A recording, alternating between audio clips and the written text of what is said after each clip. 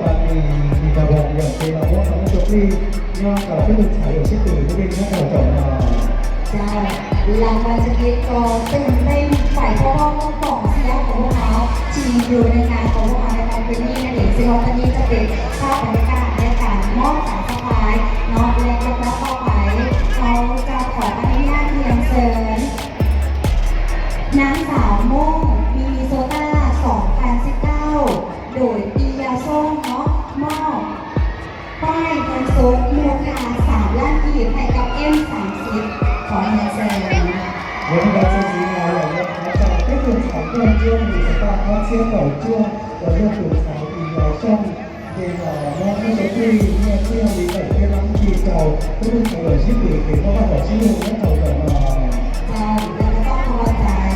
ทานนาฝ่ายนางกินระวงห้องคณะกรรมการสร้างโรงจากสื่อการสร้างแล้วก็จะปฏิบัติการที่เกี่ยวกับสูงถึงทีเพื่อมอบสายสะพายและก็ต้องขอประกาศกับนางสาวโม่มีโซล่า2019และในทุกอย่างที่ทานก่อนเราจะก้าวเข้าสู่การประกาศผลค่ะคนสุดท้ายห้องอันดับ4ห้องอันดับ3ห้องอันดับ2และก็ห้องอันดับ1ประธานบริษัทรับการค้าและผลแต่งให้ท่าจำกัดทั้งเป็นประธานจัดงานบุญขิงเจียง2020ที่ให้เกียรติขึ้นสู่จังเวทีมอบสายสะพายให้กับ M18 และก็มอบป้ายเงินสดให้กับ M18 และก็ซอดอกไม้งามๆเลยและรางวัลสุดท้ายเป็นรางวัลพิเศษของคำคืนนี้ซึ่งว่ารางวัลนี้จะเป็นรางวัลแต่งกายมุ่งงามประจำปี2020ขอมีชุดรีแถวใกล้นอยอดอี้รางวัลซีซั่นยาวกว่ารางวัลนะเพื่อจัดเต่าชมเก้าชอบเปล่าหัวเป็นเต่าหล่อแค่ชมนอยอตื่นชายเยอะเต่านออย่างนี้เดี๋ยวเธอได้ชัวร์เสียชา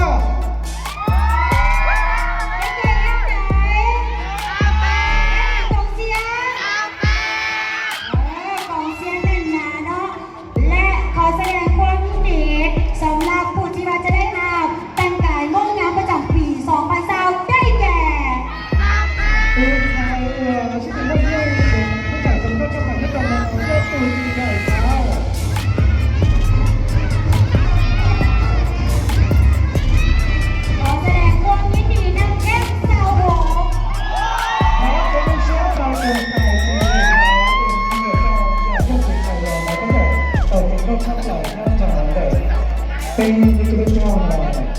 เจ้าและพวกเขาก็ได้รับเกียรติจากทางนาง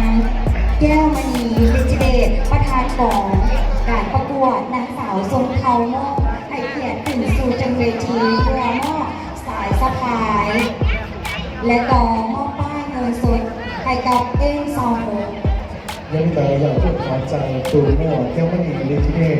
หัวยอตูจือตั้งจากให้ลูกกบเขาชื่อตื่นใส่ต้นชั่วโมงยังจบที่ถึงทอนอนเจหล่อว่าในชุดที่เจ้าที่ทุ่งไทยโมโจที่ถึงว่ายังหล่อมอเจ้าเจ้าเนี่ยสดหรือใส่ที่รักที่เราก็ถือว่าเป็นรางวัลพิเศษสำหรับคอมเพลนี่นั่นเองเราเป็นรางวัลสุดท้ายของพวกเขาแล้วอีกจะหน่อยความตื่นเต้นก่อนจะก้าวเข้าสู่อีกขั้นหนึ่งเพราะว่าเราจะมาประกาศผล10 คนสุดท้ายชื่อเดียวต้องอย่างที่เดียวหล่อ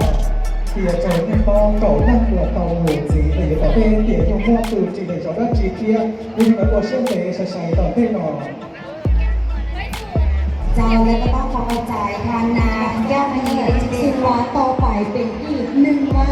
ที่มีความหมายความสำคัญเพราะว่าผู้หญิงคนนี้ได้ดำรงตำแหน่ง1 ปีเต็มสำหรับปี 2019 ซึ่งว่าเพิ่นได้เป็นคนที่นำรางวัลป๊อปปูล่าโหวตได้แก่ M13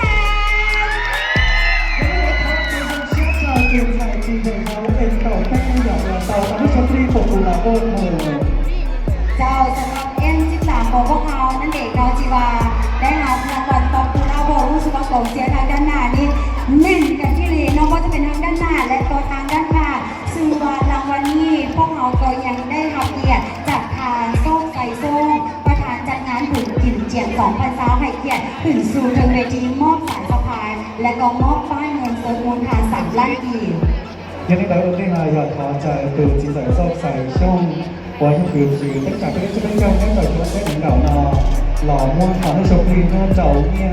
李代被รับที่เก่าก็คือขายหัวชิ้นหรือมั่วแย่ง要找找เจ้านอกจากนั้นก็ยังจะได้ทำซอดอกไม้เงานั่นเองเราจากทานโซ่ไซโซ่ประธานจัดงานบุญกินเทียน2 พรรษาของเราในปัจจุบันนี้นั่นเองซึ่งว่ารางวัลต่อไปเราจะก้าวเข้าสู่รางวัลที่5รางวัลพิเศษรางวัลขวัญใจมหาชน有个真是来的叫啊，无包扎对我到那首歌ขอที่จี้那要点รางวัลที่จี้อ่ะว่า要ขวัญใจมหาชนแล้ว要รู้ว่าให้เดียรางวัลเกี่ยวกับงานเราจะได้มีที่นิ่งจ่าใช้กัน ใจสำหรับรางวัลขวัญใจมหาชนก็จะเป็นมหาชนทั่วประเทศลาวของพวกเราได้มีการรวมกดไลค์กดแชร์อยู่ที่ Facebook แฟนเพจของพวกเรานั่นเองเนาะและนอกจากนั้นก็ถือว่าสักหน่อยเขาจะมาประกาศสำหรับรางวัลขวัญใจมหาชนและรางวัลที่ได้แก่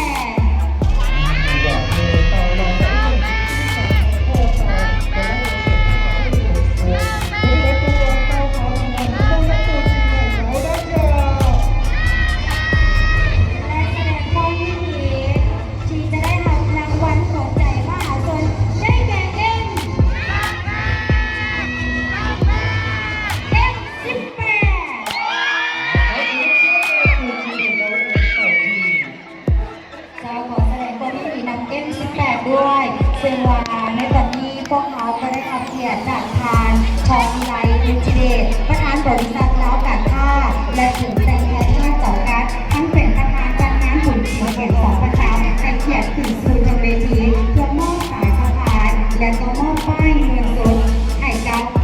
M18ของสาวโมกในการเผยแพร่วัฒนธรรมอันดีงามการแต่งกายการปากว่าว1 ปีเขาจะมาตื่นเต้นกันต่อเพราะว่าเขาจะมาประกาศผลสำหรับปู่จีจะได้เข้าห้อง10 คนสุดท้าย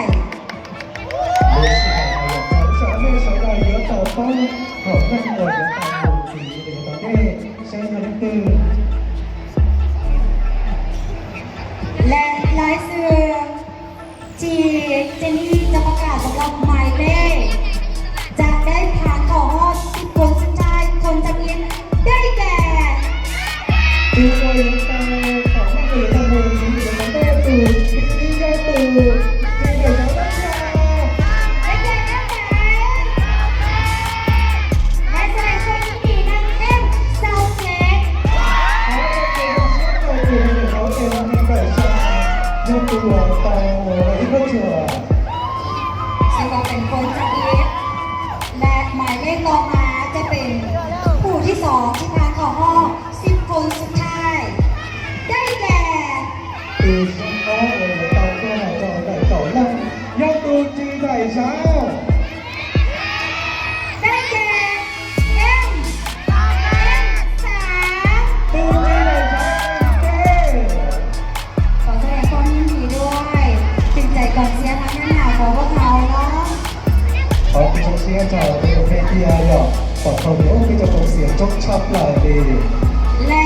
คนที่3ที่ผ่านเข้าห้อง10 คนสุดท้ายได้แก่第一波我哋當中嚟就第9啦，要對在你有得獎。ได้แก่ขอแสดงความยินดีนำ M15好，下個對在住你有第9G，ตัว當家就裝第9啦สุดท้าย。ขอแสดงความยินดีด้วยและผู้รับยางนักหน่วงและตอนนี้เพิ่นก็พร้อมแล้วที่จะมาอำลาตำแหน่ง有第9啦，那要對住你有得獎。ขอแสดงความยินดีนำ M92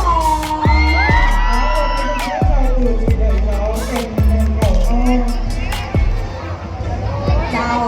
และพวกเราจะมาประกาศสำหรับคนที่5ที่ผ่านเข้ารอบ10 คนสุดท้ายtừที่จี我也當今日做第9啦，từที่จี要từ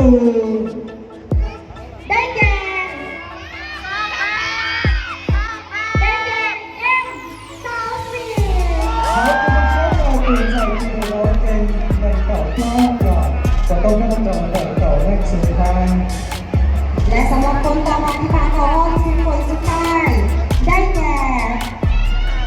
lò và con có lò tròn đẹp cậu lên lúc tu chi này nó rất chiêu และจะมีแสดงความยินดีนางเอ็มสาวเอ็ม đó là cái sự khác biệt của đi tạo tạo về công việc trong chặt lòng người และสำหรับคนต่อมาเจนนี่ขอแสดงความยินดีนางเอ็ม từ chuyện gì ở con nó là con phải khỏi là chúng nó là từ gì này giáo และแสดงความยินดีเอ็มสี่ từ như là giáo em cao là chỉ là từ chỉ để giáo em cao เจ้าและสำหรับคนต่อมาทีมผ่านต่อ10 คนสุดท้าย